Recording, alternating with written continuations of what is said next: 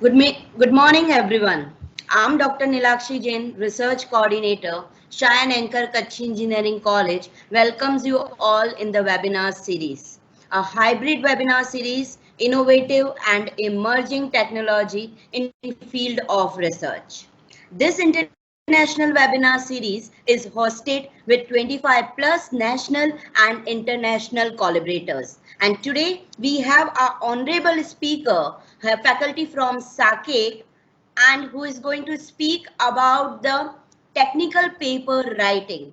To introduce our honorable speaker and to take the session further, I would like to call the webinar coordinator and moderator for today's session, Professor Radhika Fuljule. Radhika ma'am, I request you to please take the session ahead. Thank you, ma'am. Good morning, everyone. I, Radhika Fuljale, welcome you all on behalf of Shah and Anchor Kutch Engineering College, Mumbai, India. We at Sakek Research Cell will take this opportunity to thank each and every one of you present here today for this hybrid webinar series, Innovative and Emerging Technology in the Field of Research, in collaboration with all our partners. Today, our speaker, Dr. Rekha Ramesh, is going to tell us about the intricacy of technical paper writing. Our speaker, Dr. Rekha Ramesh, is Associate Professor, Department of Computer Engineering, SAKE. She is a member of Computer Society of India. She is a member of Indian Society of Technical Education. She has more than 22 years of vast teaching experience. She obtained her doctorate from IIT Bombay in educational technology. Her research work included the application of AI and semantic web technologies in building software tools to generate quality assessment in engineering education. She is passionate about how technology enhanced learning and learning analytics can be incorporated in engineering education. She is regular resource person at IIT Bombay, has conducted several workshops for the training teachers under the quality improvement program. She has delivered many seminars and workshops within and outside Mumbai. She also has several publications in reputed international conference in her credit. She has received Google Grant for presenting her technical paper at Peru in an international conference ITI CSE 2016. She is also a reviewer and has been member of program committee of many international conferences. Now I hand over the webinar to our speaker. Okay, good morning everybody. So today I am going to talk on the intricacies of technical paper writing. So when you start writing a paper, you have some material to start writing a paper. The two questions come to your mind. What are these two questions? The first question is why to write a paper, and the second is how to write a paper. So the answer to the first question, if you get, then it is the procedure that you have to follow to write a particular paper. So first we will see why to write a paper. Okay. So why anybody will write a paper? That's the first question which comes to mind. So I have done some project, I have done some research. Why should I write a paper for that? So the reasons for writing a paper is to put new knowledge in a public forum to announce it. Okay, you have done research. Somebody else also must have done the research in this particular area. So you want to tell others that okay, I have done this research, I have got this particular results. Okay.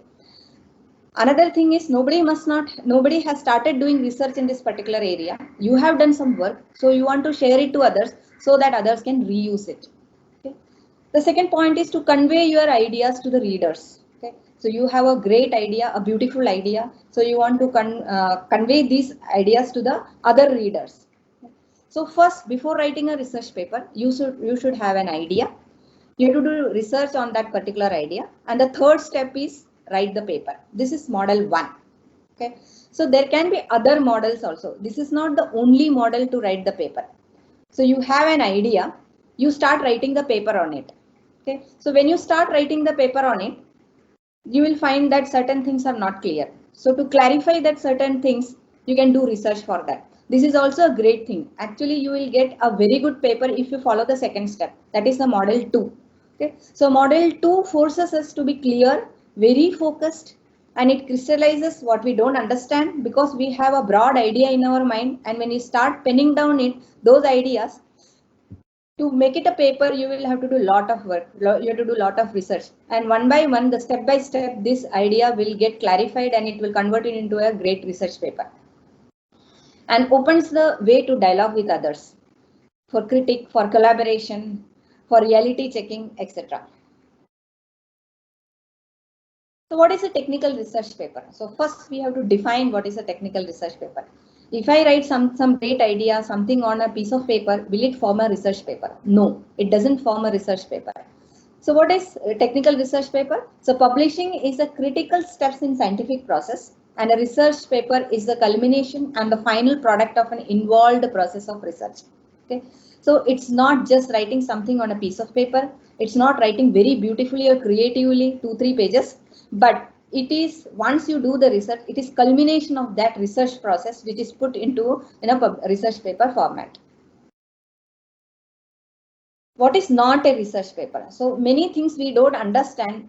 We properly understand when you say what is not that. So this is the way to understand and clarify so many things in our life. So what is not a research paper? So research paper is not simply an informed summary of a topic from sources. That is, you read some 2-3 papers or 2-3 articles, read some textbooks, and you create a summary of that, informed summary of that. That's not a research paper.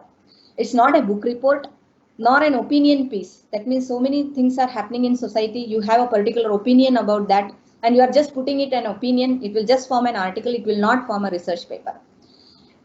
An expository essay consisting solely of one's interpretation. So you are writing an essay which is totally dependent upon your own interpretations of that particular theme or that particular topic. That's not a research paper. It's not nor an overview of a particular topic. So you have some topic with you and you write an overview of that particular topic. That doesn't form a research paper. Like, I know something about blockchain, I have an overview of that blockchain, I cannot write a research paper on that. So what's the goal of the research paper? So it's a very colorful slide. So all the colors are very important. Like, the goal of the research paper is not to inform the readers what others have to say about a topic. Okay, because they also can read it. They also know something about that topic. But to draw on what others have to say about a topic. So many people must have said something about the topic. You have to draw some conclusion about what others have said about a topic and engage the sources in order to thoughtfully offer a unique perspective on the issue at hand. Okay, so this is the goal of the research paper. So each and every color, that is red color, inform the reader what others have to say about a topic, and to draw on what others have to say about a particular topic, to engage the different sources, thoughtfully offer a unique perspective on the issue at hand. All these forms a goal of the research paper. So when you think of writing a paper, so what is the first thing you have to do? Identify your key idea. Okay. So what's your key idea? So the greatest ideas are worthless, literally, if you keep them to yourself. That is, if you don't publish, if you have great ideas, but it is totally worthless because nobody knows about it. Nobody can further take your work to some other level. You are just keeping the knowledge with you. Unless it is shared with somebody else, it cannot become a knowledge. So when you think of writing a paper, what you have to do? You identify what is the key idea on which you are writing the paper, and you think of publishing it at some particular place. So how to identifying your key idea? So your paper should have just one clear, sharp idea. Okay. So one paper you are writing, you should have one clear, sharp idea. If you have lots of ideas, then write lots of papers. Okay. Don't put so many ideas together into one particular single paper. So you have one goal, one clear idea, one very sharp idea. Collect other information around that idea and try to write a research paper. Okay.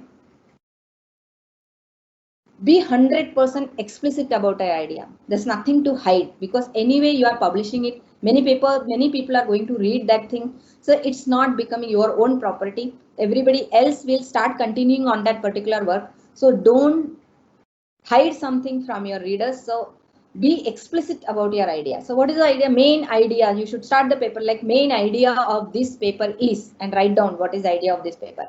In this section, we present the main contributions of the paper. So you have to explicitly put what is the idea around that paper.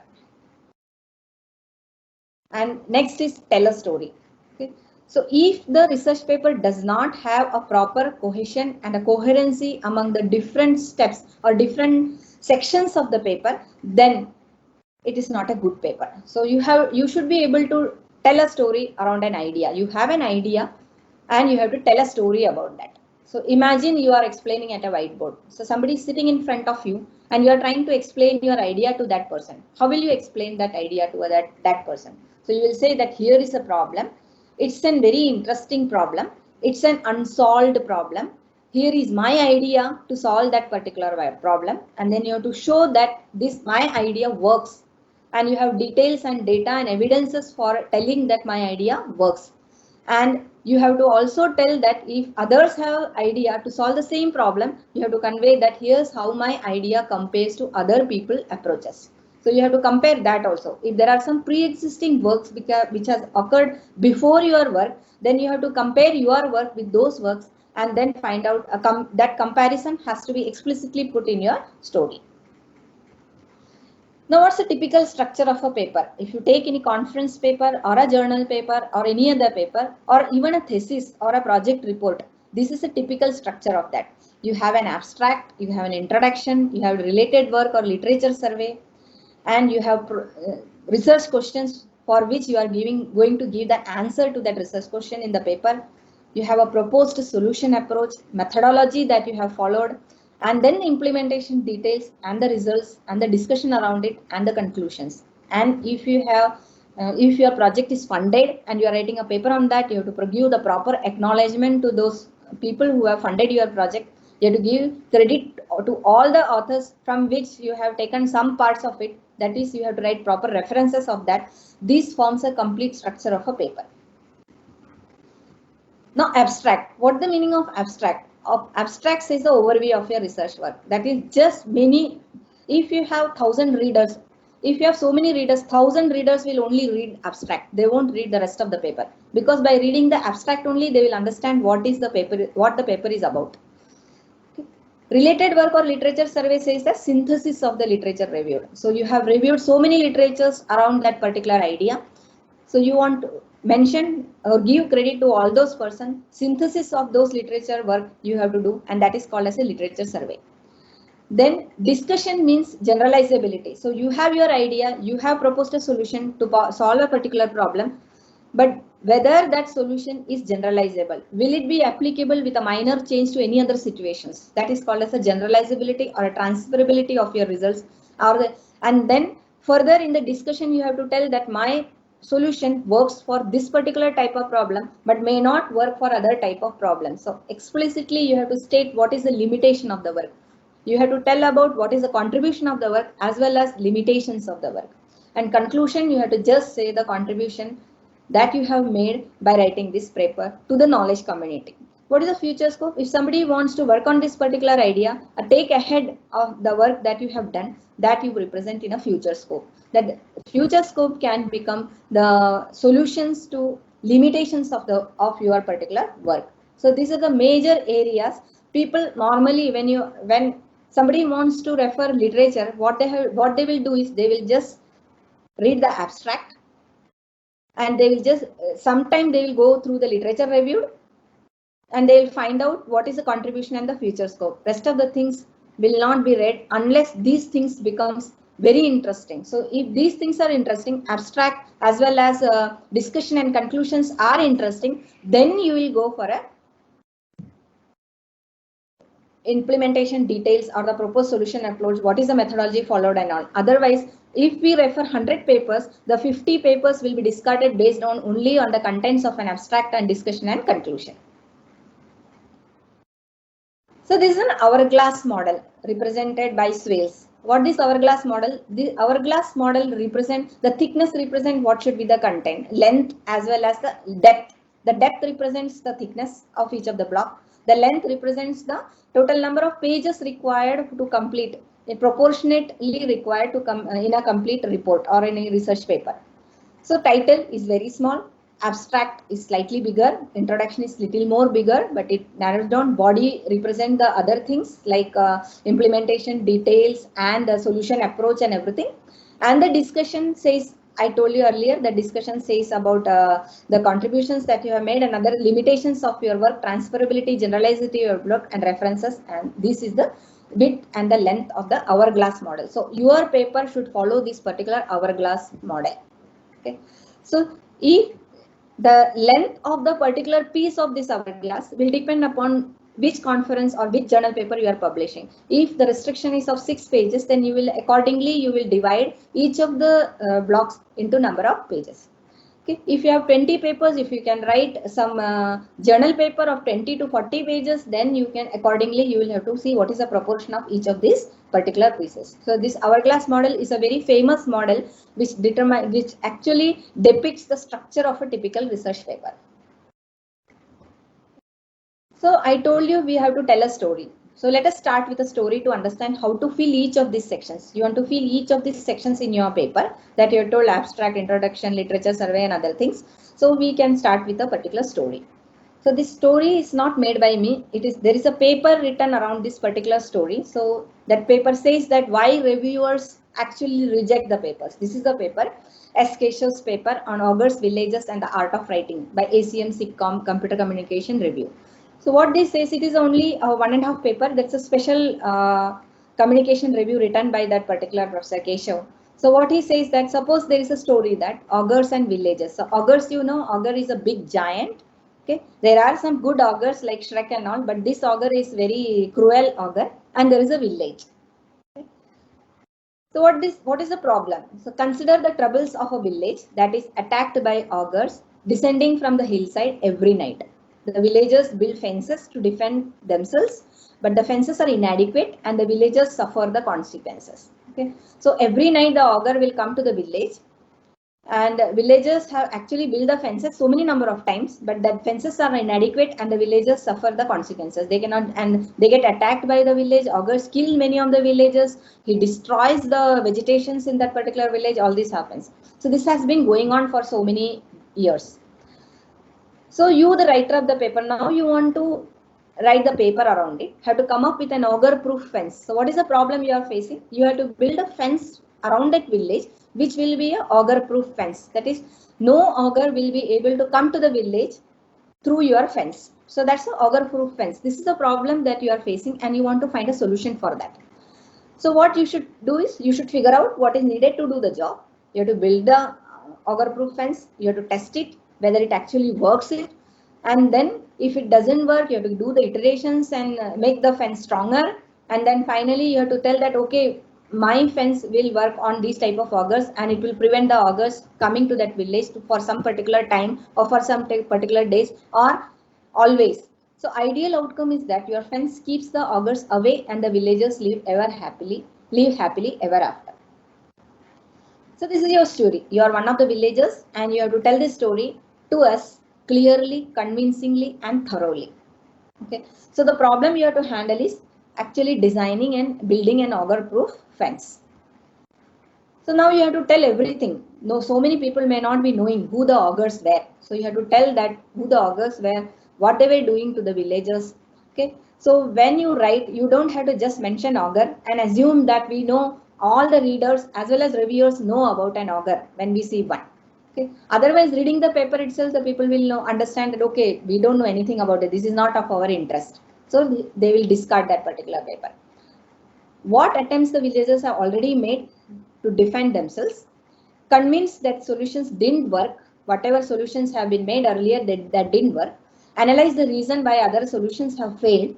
Maybe the fences were too flimsy, or maybe the perimeter of the village is sandy, so that even if the fence is there, the augurs can create a tunnel and then go through that burrow. All this can happen. So these were the reasons why solutions have failed. So now what? You propose the making fence is the only way to address the problem of augur. Okay. So now you propose that the making of fence is the way to address the problem of augurs. So suggest how fence will make your village augur proof. Now, second thing you have to tell us are the readers as well as the reviewers. Tell us how did you build the fence? Okay. So what materials did you use? These are the questions to be answered. What materials did you use? How much did it cost? How long did it take to build? Did you need to use experts or it can be built by anyone? Did you use prefabricated material from elsewhere? Why or why not? Did your solution borrow elements from prior attempts? So all these questions, if you answer very clearly, then you will be writing a good paper. So tell us your solution is sufficient detail to enable other villagers to build their own fences. That means you have built a successful fence for your village. After reading your paper, it should give a clue and the sufficient detail for other villagers so they can also build an auger-proof fence. Now you have created a fence, the fence is ready. Now what? What you should do? Tell us how well your solution worked. Okay. Did it stop the augurs? Okay. Did it actually stop the augurs from coming to the villages? Did it at least delay for a while? That is giving the villagers time to hide or run away from there? Or did it fail? And if so, why? Okay. There is also a chance for you to tell us the best way to measure the auger proofness. How will you measure the auger proofness of a fence? Okay. Are you measuring only thickness of the fence or measuring what should be the correct auger proofness of a fence in this particular scenario? Naturally, of course, it is not a thickness of a fence. So it can be, should it be measured by dollars spent per auger stop? How much money you have spent for at least stopping per auger? Okay. Or by means auger delay time. How much time you were able to delay the auger to come to the villages, or by the increase in the villagers happiness per dollar spent, because augurs are not coming, so villagers or augurs were delayed or prevented from entering into the village for some time. So how will you measure the happiness of the villagers? This may be one of the measure for the successfulness of your auger proof fence. So are you sure you did a good job? This you have to ask yourself before you submit. So make sure that your conclusions are statistically valid. You can't just say that my paper will actually prevent the auger from coming to the village. You cannot tell that. Scientific community wants the statistically valid conclusions to be made. That is showing that the defense worked adequately for one night is not as convincing as showing that it worked every night over a period of 2 years.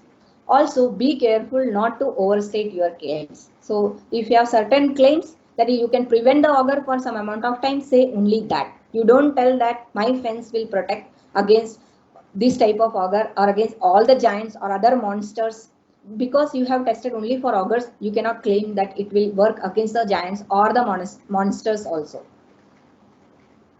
And then the story ends like then they lived happily ever after. They means the villagers. So this is the story that you have told. Now you will ask me for writing a research paper why you are telling the story of augurs and the villages. So why we are telling is, so this is another thing we have to keep in mind. Paper is poorly written if you fail to tell the story convincingly. That is, if you jump right into the solution without setting the background, we may not even begin to understand what the story was about. Okay, so you have to set the proper background, why you are doing this work, what is the need of your work. All this you have to tell beforehand before jumping into the solutions. So if you write only about your own solution without describing others' attempts, we may suspect that auger-proof fences already exist and that you are merely reinventing the wheel. Okay, that means fences were already there and they were auger-proof, and without telling their names, etc., you are actually writing your own paper and telling that my fence actually prevent the augurs, because there may be fences already developed which may be an auger proof fences. You may not be doing that, but your writing will show that. Okay. So if the metrics you use for evaluation, obviously the wrong ones, that is measuring the mean thickness of a fence. If you are measuring metrics is mean thickness of a fence, for example, then we may find the paper unconvincing, because how the thickness of the fence will prevent the auger. Okay, so thickness of the fence may not prevent the auger. It also depends on the material from which the auger proof fence has been built. So you have to tell the effectiveness of the fence. Here you are not talking about the thickness of the fence or whether in rain it will collapse. All these things you are not telling. You are clearly, the problem is preventing the augers. So you have to tell the effectiveness of preventing the auger in your paper. So otherwise, the readers and the reviewers will feel the paper unconvincing. So moral of the story is, if one can tell a story so beautifully, that if you can tell the story so beautifully, considering all the aspects, one can also write a beautiful research paper. And this is very, very true. Okay. So what are the stages in writing the paper? So first stage is, what is the problem that you are addressing? Here in our case, what was the problem we were addressing? We are addressing the problem of creating an auger-proof fence. What efforts have been done in the past to address the problem? So whether there were auger-proof fences earlier built, okay, and why did it fail when it was built? What were the problems? All this has to be learned. Why the prior methods could not address the problem? Where is the gap? So what was the problem here? Can you make it more better fence? So this takes you to your specific research question. So what's your solution to address this problem? Why do you think it will work? How you built your solution? So solution approach and the implementation detail. Did your solution work? If it worked, how will it work? How did you measure the success of your solution? And right is, give more evidences for effectiveness of your solution. Say, how did it solve the original problem? That you have stated the original problem in the introduction, in the beginning. So when you write the discussion and the conclusion part of it, you have to connect it to the original problem and tell that the original problem was this, and my paper or my work has actually solved this particular problem. What kinds of problems can be solved using your solutions? Okay, will it prevent only auger, or will it prevent any animal of that particular size? All this you can say. That determines the generalizability and transferability of your work. What would you suggest to other researchers about extending the work? You have to tell, these are the limitations of my work.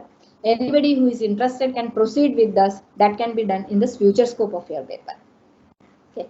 So research paper writing, some more details. So what are the some more details of research paper writing? Okay. So the most important part of your paper is the background research, because if you don't do the background research properly, somebody else must have already done the work, and you are not knowing about that, and you will start writing the paper in such a way that you are the only person who solved this problem, and that creates that actually the paper gets rejected because of that, because the reviewer immediately tell that such work has been already there in the past, you please refer to the existing work. So background of the research, how do you do the background of the research? So you may be interested in doing a research in the area of maybe in the area of satellite image processing. So this is your broad area, but your research question may be a small dot in that particular area. So that should be narrow focus of the research problem. So that's why this triangle is very important. The broad field to the narrowest problem. So this is a literature review including parent discipline, suppose. So you have parent discipline, suppose you are doing satellite image processing is the parent discipline. So this is the area, whole circle represent the complete literature available in that particular area. Literature review including the parent discipline. Now you have one more circle inside that. This states your research problem area. So satellite image resolution enhancement technique. So you are referring to whole of satellite image processing techniques. That was the bigger circles. There are some pores in that circles. These pores indicate some pointers to the other interdisciplinary area also. So once you do this broad research problem area, then come to the your own research problem area that says the satellite image resolution enhancement technique. Okay, so you are talking only on image resolution enhancement technique, not of any other thing. There are different image processing techniques. From those image processing techniques, I am concentrating only on the image resolution enhancement technique. Okay, from that you create the boundary of your research problem. So I am telling only about the discrete wavelet transform based image resolution enhancement technique. So there may be different techniques for image resolution enhancement, but I am considering only discrete wavelet transform based image resolution technique. So this creates a full perfect boundary of your research problem. So once you create this boundary, so inside the boundary, you have part of research problem studied in the previous studies. So there are other people who have worked in the same area of discrete wavelet transform based image resolution enhancement technique. Okay, so you have, this is the literature survey area that you are going to put in your paper. So how many people have worked in discrete wavelet transform based image resolution technique? How much accuracy it had? What was their limitations of those work? And then you have to do the gap analysis. All these things you will do in that purple circle. Okay. Now you are trying to solve the research question. So your research question is only these two yellow circles. Okay, out of the broad parts of the research problem studied previously. So these are your specific research questions which you are going to answer. So you can understand that from the parent discipline area of satellite image processing to the research questions that you are going to answer in your paper, in your research work, is compare the sizes of these two. They are very small. So you cannot actually write a very good paper if your idea is too broad. First, it has to be narrowed down. How to narrow down the paper? You have to go for the parent discipline, come to the research problem area, then come to the specific techniques used for research problem area, and find out what are the other who are the other people who have worked in the same area, and then come to your specific research questions that you are going to answer. Okay. So now once you do all this, so you know how to write the paper also, you know how to tell the story also. I have told a story for you. So for whatever work you are doing, you can write a story around it and try to fit all the specific parts of that story into the scientific research paper, and then write a paper. Okay. What the referees will look for. So referees look for these things. So referees look for novelty, referees look for positioning, referees look for soundness of procedures, evidence to support the claims, and the overall coherence of your paper. Okay. These are the things referees look for. If one of them is not there, or one or two of them, there may be a weak exception or something, but all of them are not there, then surely your paper will get rejected. Okay. So novelty means what? Novelty means analysis of prior work to show that your idea is unique. Nobody else has worked in that you have actually produced a paper around that particular idea. So you have a specific two research questions I have told you earlier. These two research questions nobody else has worked, because you have analyzed the prior work and you are very sure about it that no one else has done this particular work, and if reviewer is also convinced with that, then your paper is having a novelty. So novelty is one of the aspect of a good paper. Okay. Positioning. So what is positioning? Analysis to show that your work is required, how your work advances in the state of the art. Okay. So you have to tell that so many people have worked in this particular area, but they have not handled this particular thing. So this is the gap in the literature that I am handling, and how important it is, what are its applications. This determines the positioning of your research work. Okay. What is the soundness of the procedure? So steps to show that you have implemented the solutions very carefully. That means you have done some statistical test and all, but you have manipulated your data. You have not properly stated everything. Then in that case, you are not implemented the solution carefully. So that different soundness or the correctness of your procedure, implementation procedure, or the solution building procedure. Evidence to support the claim. Okay. So you are claiming that I have built an auger-proof fence, but what is the evidence to show that the auger-proof fence actually worked? Okay, it stopped the auger. So you have to put into use, test it, and then if you test it for 1 month, you will say that 1 month these many times the augers have arrived, and the fence was able to protect the villagers from those augers. This is the evidence that you have to give to support your claim. Okay. And that claim has to be very clearly supported. You cannot just make broad claims and then you don't have a proper evidence to show that this particular solution works. Overall coherence. Overall coherence is, if you are writing the paper in the form of a story, the coherency is automatically guaranteed. So consistency between the parts of your work, solution should address the problem, result should give answer to the problem. Sometimes many papers when we read, we found that the problem was something else, and when they came to the last stage of the problem, result or the discussion, you find that the problem being solved is something else. So that should not happen. That's why whenever you have a results or a discussion, you have to point back to the research problem that you have mentioned in the introduction. So that determines the overall coherence. So one part should get very clearly connected to the other part. Is your paper work positioned well? So this question is answered like earlier I told you. Has your paper analyzed related prior work? This question you have to ask yourself. You're not asking to anybody else. You are asking yourself. Have I analyzed the related prior work? So have you referred to other papers that have addressed a problem similar to yours? Have you referred to other papers that have a solution approach similar to yours? Have you clearly brought out the gaps? This has to be answered. Sometime when you are searching in Google Scholar, about some on some papers which you want, you will find that the keywords that you have used for searching maybe not, that's the reason you're not getting the proper paper. Like if I am considering about a vehicle monitoring system and I am typing the keywords as vehicle monitoring system, that may not give me proper result. Maybe if I go for a transportation or something else, then I'll get the results. So the proper keywords, all possible keywords, everything you have to give to the search, and then find out, are you getting the proper required, have you actually checked all the related work in that particular area.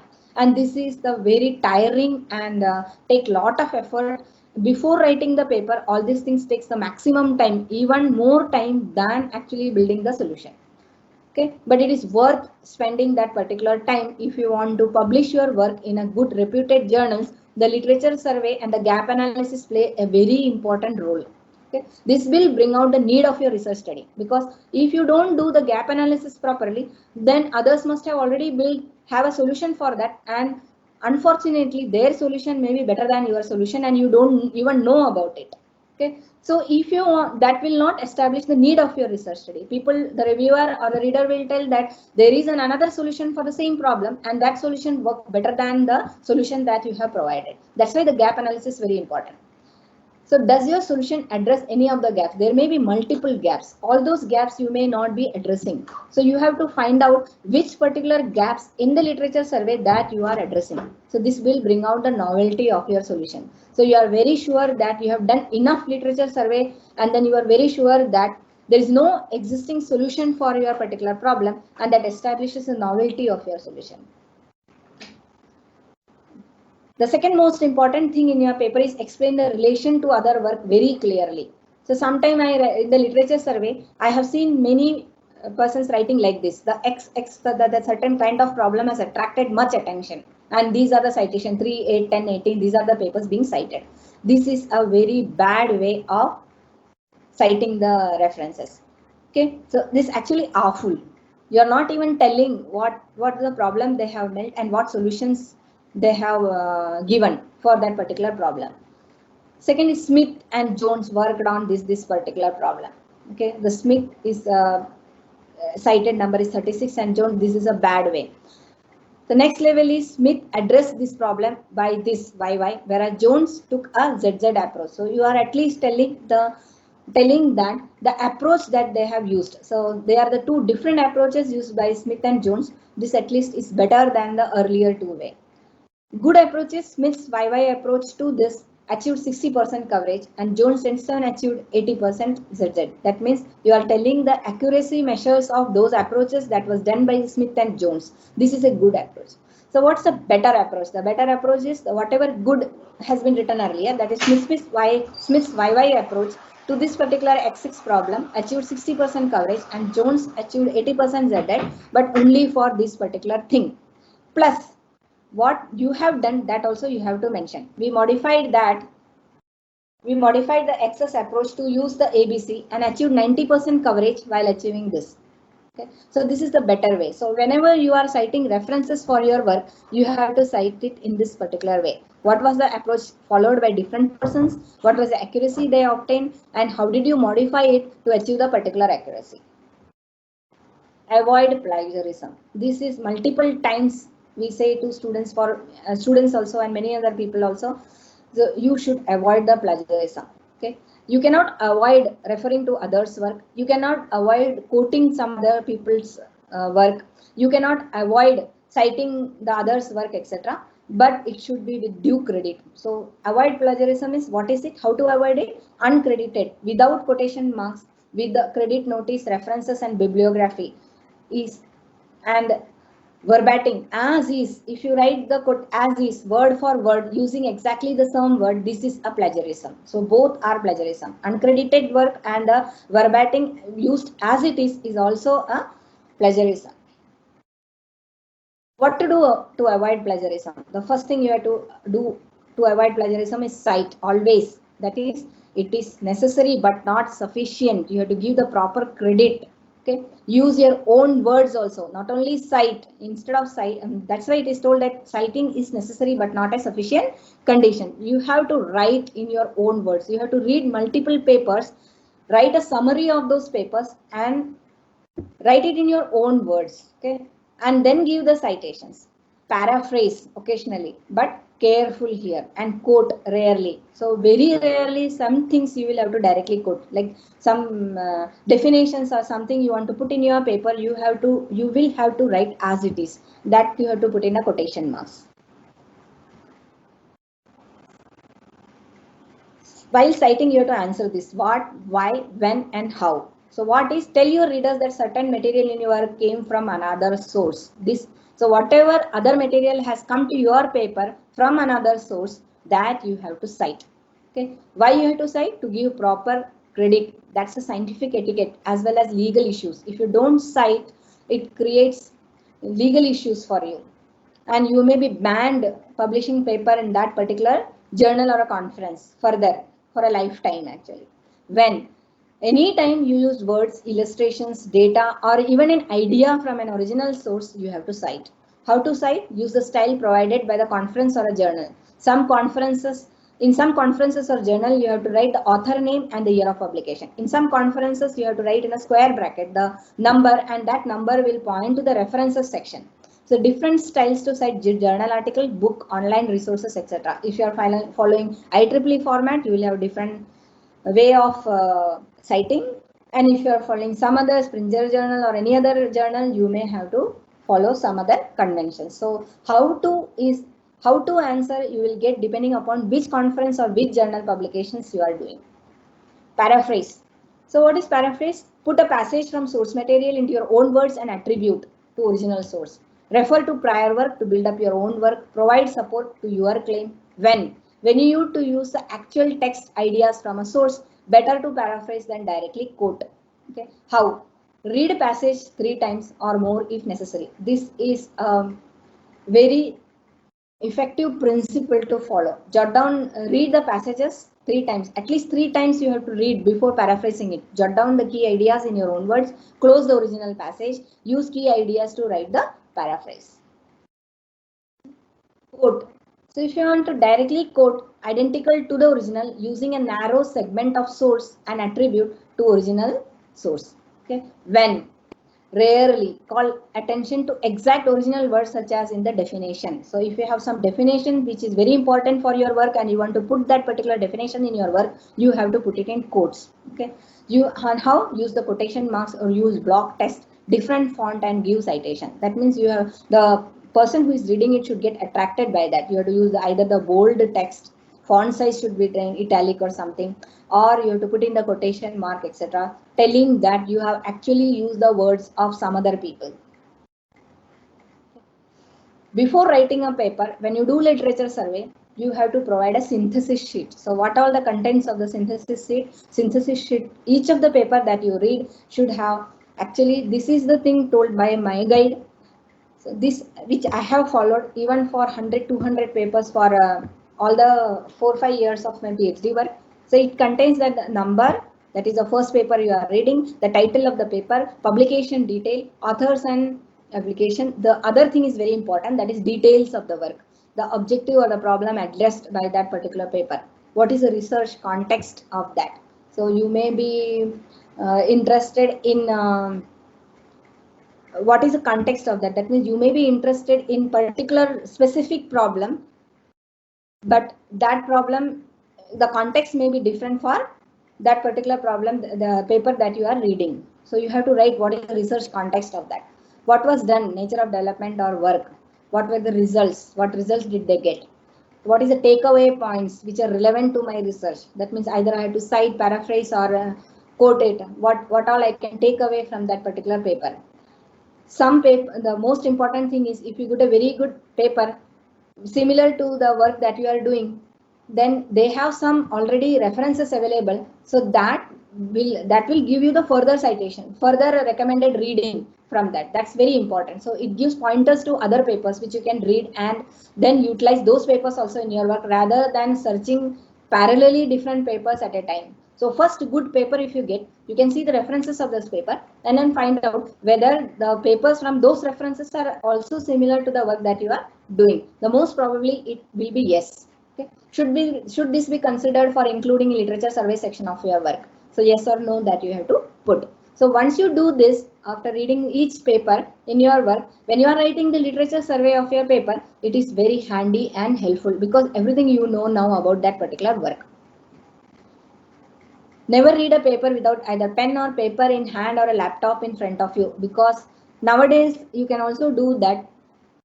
Open the paper in a PDF, and when reading the paper you color it, underline it, highlight it. All this you can do when you actually open it in PDF or something. It will transform you from passive reader to active learner. So when you are reading the paper, whenever most of us, it happens like that. When you start reading the paper, many things you don't understand. So what happens is after some time you lose interest in reading the paper.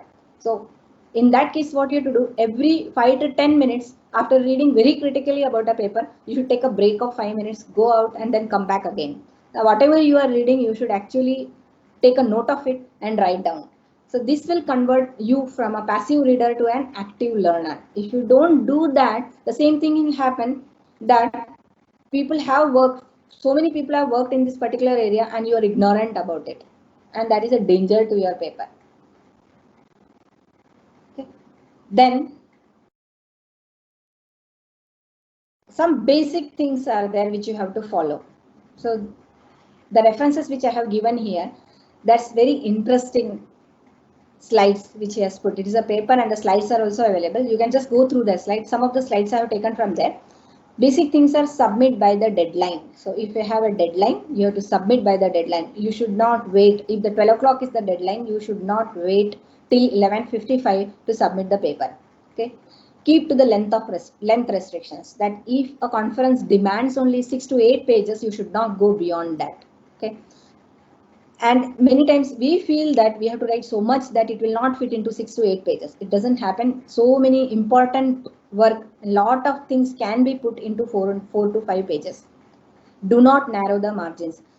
Follow the strict guidelines of the conference format, what is required. Do not use the 6-point form. That is, it should be legible, readable. If nothing is mentioned about the format, then if you are left to yourself, you should never use a 6-point font. On occasion, supply supporting evidences. That means if you have so many experimental data written on proof, you have to supply it in an appendix. This is particularly useful when you are writing a journal paper. And always use a spell checker. If you don't use a spell checker, what happens is there may be some spelling mistakes in your paper, and the reviewer will actually get bugged up by your spelling mistakes, and he will not be able to critically read your paper and give bad remarks, and maybe the paper will be rejected. So it's very easy to do a spell checker nowadays. You have to just go through the spell checker so that all the spelling errors are removed from your paper, and the reviewers or the reader's concentration is only on the work that you have done. This is the guideline told by this particular person. Use the active voice. Okay. So it can be seen that instead of writing this, you can write we can see that. We means the you and the reader. 34 tests were run. So we ran 34 tests. These properties were thought desirable. So we wanted to retain these properties. This is the way you should write. It might be thought that this would be a type error. So you might think this would be a type error. Okay. So this is the way you should write. So avoid using the passive voice, use the active voice in your paper. Second is use simple direct language. You don't have to use any Shashi Tharoor's language. You have to use a simple direct language. Don't have to confuse the readers. Okay. As far as possible, very simple language you have to use. That is, the object under study was displaced horizontally. If you are talking about ball, you can just say that the ball moved sideways. You don't have to write such complicated sentence for that. On an annual basis, instead of that, you can just write a single word like yearly. Many people feel that if I write very complicated paper with so many technical jargons, my paper is very good and it will be accepted. This is a wrong notion and it's a myth. Always write simple sentences, short sentences. Do not combine 2-3 sentences together in a paper. That means when other person read the paper, he should be able to understand what is there in that paper completely without taking a dictionary with him while reading the paper. Endeavor to ascertain can be written simply as find out. Okay. So these are the simple techniques. Use simple direct language in the paper as far as possible. visual structure. So give strong visual structure to your paper using sections and subsections as far as possible. Don't combine too many things into too many unrelated things into one particular section. So create subsections, create the bullets whenever required.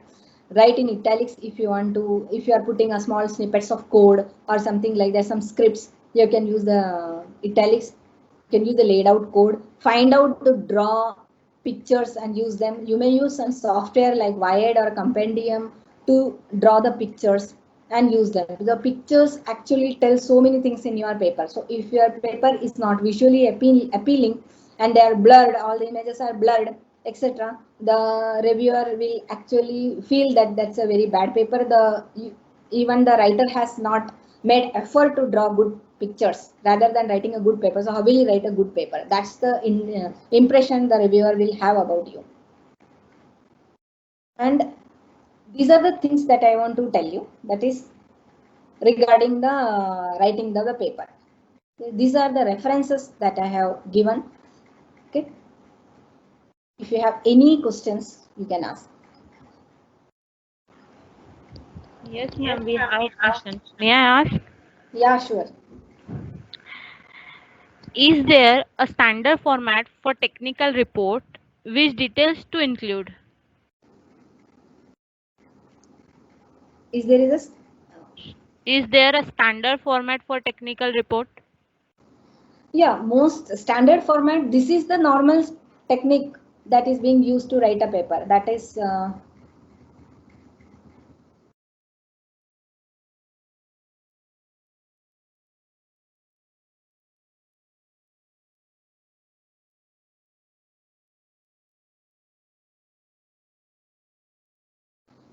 this is a normal format for any paper. Some conferences may have a specific format for their papers, but most of the papers will follow this format: abstract, introduction, related work, literature survey, and research questions. In the sense, the research questions may be the problem statement, the statement of the problem that you are trying to solve in your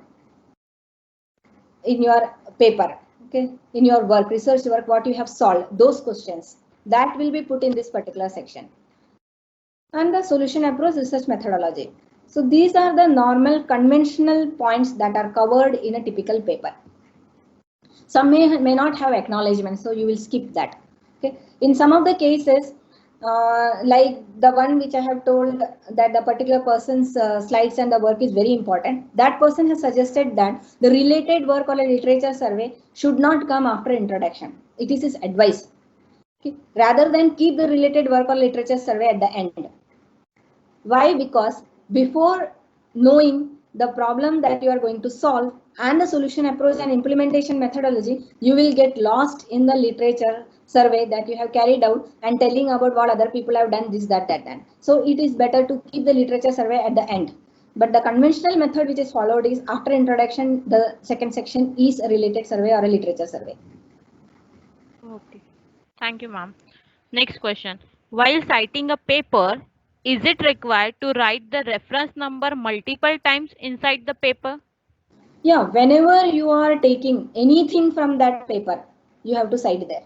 So if 10 times you are taking something from the same paper, 10 times you have to cite the paper.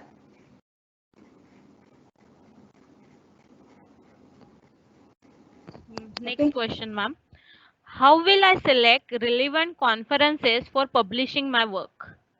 Yeah, this is a very good question and very important, because if I am doing work in the area of machine learning or something, and I am publishing my paper in some other journal which is not related to machine learning conferences or data analytics conferences, then I will not get the due credit of my work.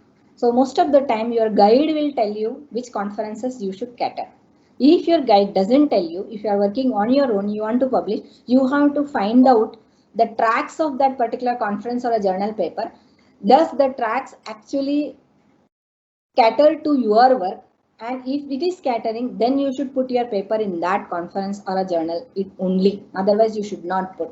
If you are working in some other area, that database technologies or some other area, then you have to refer to the conferences which are relevant for those areas.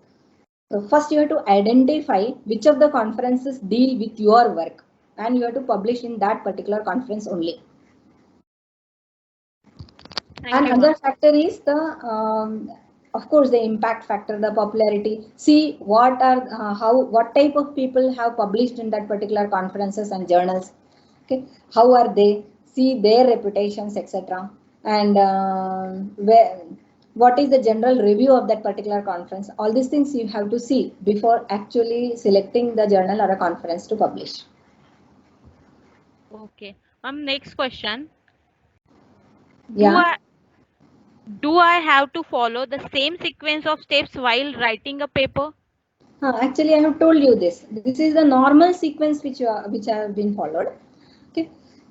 I told you that certain authors have told that literature survey can be put at the end instead of at the beginning, okay, so that the reviewer or a reader will not get diverted to other work done in that particular area. So you focus only on your work, provide your own things, etc., and then tell that okay, other people have done this particular work. That is also possible. Okay, so other things that there may not be a separate section on research question. You can include the questions that you are trying to solve into the introduction part itself. May not be necessary that a research question should be a separate section in your paper.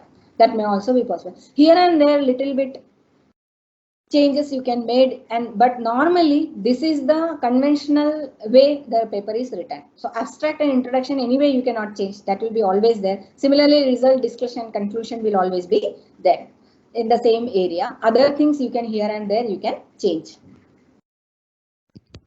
Ma'am, next question. How to divide the paper length proportionally according to the hourglass model?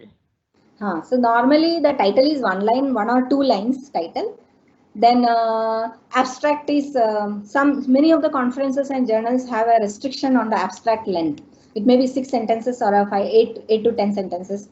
Introduction should be 1.5 page, 1 or 1.5 page, not more than that. And similarly, results and discussion should be 1 page. References normally is depending upon the how many papers you have referred. Normally it is 1 page. And the body of the paper will determine how much you can write in that. Okay, so if the conference demands that it should be only on 6 to 8 pages, then implementation you will have only 3 to 4 pages to write. You cannot use more number of pages. That's the way. Next question. Is there any language editing facility available for free? Language editing facility as such I don't know, but one way to do that is what I have done when writing the paper is, of course, when I write the paper, when you particular person writes the paper, his guide will check the paper and its consistency, coherency, its language, etc. Otherwise, what you have to do is you have peer group. Okay, so when you are writing, I can tell my peers to check the paper and give it to 2 3 peers who will check the paper and who is good at fault finding. Somebody who is good at fault finding, you should give your paper to that particular person. So instead of finding the strength of the paper, that person will actually find the faults in your paper, and that is a good learning for you. So you will understand where are the drawbacks in your paper. So peer group is a very important factor in reviewing the first. Before you submit the paper, you should get it reviewed by the peers. That is your peer, your colleagues. Okay. Ma'am, last question. In spite of all these precautions, will my paper get rejected? If rejected, what should I do? Yeah, it is very much possible. Many of the reputed journals and conferences have only 15% acceptance criteria, reputed journals. So even if you do a great work and a great idea or something, somebody must have done greater idea and greater work. So naturally there is a chance that your paper will be rejected. Okay, it may happen, and it happens also for a reputed journal and all. So many journals have, I told you, so many journals have 15 to 20% acceptance for that. So in that case, even if your paper is rejected, you should not feel bad about that, because there is some luck factor also included in that. Even if you, I told you, even if you write a great idea, the paper must have gone to the reviewers who has not understood what you have written, or who is not an expert in that particular area. And maybe he had set the limit that he had got 10 papers to review and I will only select the 6 papers out of it. 4 papers I will not select, and that 4 papers your paper must have come. So all these things happen. Okay, but what is a positive point in that is, suppose if your paper get rejected, you should not feel disgusted or you should not feel bad about it, because that is a first step towards learning how not to write the paper, what additional things you have to include in your paper so that it becomes more attractive. So for that, what you have to do is, after the initial feeling of regretfulness and all that, you should sit quietly, read all the reviews that are given by your reviewers. So most of the reputed conferences will have 2-page, 3-page reviews provided. So each reviewer's review, step by step, you should follow and find out what he is telling. Okay, and if you feel that whatever he has told is not correct, you can actually mail that particular person and ask, okay, what was the problem, what was your intention, that also you can do. But most of the time reviewers give good comments, very beautiful and nice comments, critical comments in your paper. You can refer to those comments and improve your paper and send it to another conference or the same conference next time when it gets hosted. So that's not a great thing, that life is not ending at that particular point. Yes, ma'am, of course. Thank you, ma'am. Thank you for sharing your knowledge. Okay, thanks. Thank you. Ma'am, Yeah, this is the token of appreciation on behalf of Saket Research Cell. Kindly accept this. thank you, Radhika. I have accepted. Thank you, ma'am. Thank you so much. Okay, okay.